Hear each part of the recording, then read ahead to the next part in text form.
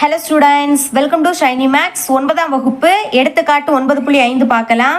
10ஆம் வகுப்பு இறுதித் தேர்வில் பல்வேறு பாடங்களில் 100க்கு 100 மதிப்பெண்கள் பெற்ற 1184 மாணவர்களில் 233 பேர் கணிதத்திலும், 125 பேர் சமூக அறிவியலிலும், 106 பேர் அறிவியலிலும் 100க்கு 100 பெற்றுள்ளனர்.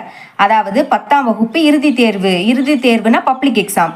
இதில் பல்வேறு பாடங்களில் 100க்கு 100 மதிப்பெண் பெற்ற மொத்த மாணவர்களோட எண்ணிக்கை கொடுத்துருக்காங்க. எப்போவுமே மொத்த எண்ணிக்கையை நீங்கள் N(S) அப்படின்னு எடுத்துக்கணும். அதை தான் எழுதியிருக்கேன், மொத்த மாணவர்களின் எண்ணிக்கை.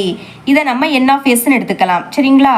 எவ்வளோ கொடுத்துருந்தாங்க? 1184. இப்போ இதில் 233 பேர் கணிதத்தில் 100 மதிப்பெண் பெற்றிருக்காங்க. அப்புறம் 125 பேர் சமூக அறிவியலில் 100 மதிப்பெண் பெற்றிருக்காங்க. அடுத்த 106 பேர் அறிவியலில் 100 மதிப்பெண் பெற்றிருக்காங்க.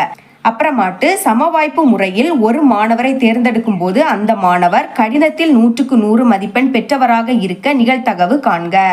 அதாவது 1184 மாணவர்களில் ஒரு மாணவரை நான் தேர்ந்தெடுக்கிறேன். நம்ம தேர்ந்தெடுக்கக்கூடிய மாணவர் கணிதத்தில் மட்டும் 100 மதிப்பெண் பெற்றவராக இருக்கணும். அதற்கான நிகழ்தகவு கேட்குறாங்க. ஓகேங்களா? இப்போ கொஸ்டின்ல என்ன கேட்குறாங்களோ அதை ஏ அப்படின்னு எடுத்துக்கணும். அதை தான் எழுதியிருக்கேன். கணிதத்தில் 100க்கு 100 பெற்ற மாணவர்களை தேர்ந்தெடுக்கும் நிகழ்ச்சி. இப்போ இதை ஏ அப்படின்னு எடுத்துக்கிட்டனால இதோட எண்ணிக்கையை N(A) அப்படின்னு எடுத்துக்கணும். சரிங்களா? கணிதத்தில் 100க்கு 100 மதிப்பெண் பெற்ற மாணவர்களின் எண்ணிக்கை எவ்வளோன்னு பாருங்க, 233 பேர். அப்போ எழுதிக்கலாமா? N(A)யோட மதிப்பு 233.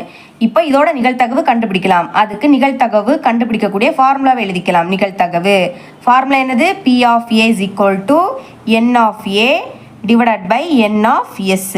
இங்கே N(A)யோட மதிப்பு என்னது? 233 எழுதிக்கலாம். டிவைடட் பை N(S)ஓட மதிப்பு என்னது? 1184.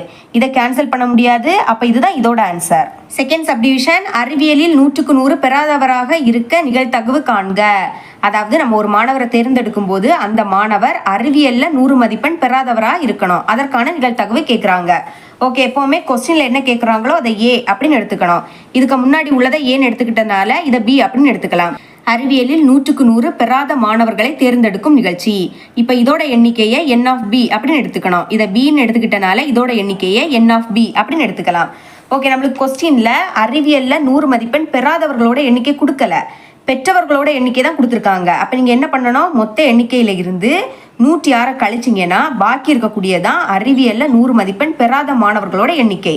ஓகேங்களா? அப்போ கழிக்கலாம். 1184 இருந்து 106 கழிங்க. ஓகே, இந்த சைடில் கழிக்கிறேன். 1184 106 கழிக்கணும்னா கடன் வாங்கணும். அப்போ இது 14 மாறும், இது 7 ஆகிடும். 14 இருந்து 6 கழிச்சா 8, 7 இருந்து 0 கழிச்சா 7, 1 இருந்து 1 கழிச்சா 0. அப்புறம் இந்த 1 அப்படியே எடுத்து எழுதிருங்க. அப்போ கழிச்சா என்ன கிடைக்குது? 1078. இதுதான் N(B)யோட மதிப்பு. இனி நிகழ்தகவு கண்டுபிடிக்கலாம். அதுக்கான ஃபார்முலா எழுதிக்கலாம். நிகழ்தகவு ஃபார்முலா எழுதும்போது கவனமாக இருக்கணும். இதை பி அப்படின்னு எடுத்துக்கிட்டனால P(B) அப்படின்னு தான் எழுதிக்கணும். ஓகேங்களா? அடுத்த இங்கேயும் N(B), இங்கே பின்னா அதே தான் இங்கே எழுதிக்கணும். டிவைடட் பை N(S) எப்போவுமே மாறாது. ஓகே, N(B)யோட மதிப்பு என்னது? 1078. N(S)ஓட மதிப்பு என்ன எழுதியிருந்தோம்? 1184. உங்கள் புக்கில் இதை கேன்சல் பண்ணலை. அப்போ இதுதான் இதோட ஆன்சர். P(B)யோட மதிப்பு என்னது? 1078 டிவைடட் பை 1184. இவ்வளோ தான் இந்த சம். இதோட இந்த பாடத்தில் இருக்கக்கூடிய எடுத்துக்காட்டு கணக்கு முடியுது. தேங்க்ஸ் ஃபார் வாட்சிங்.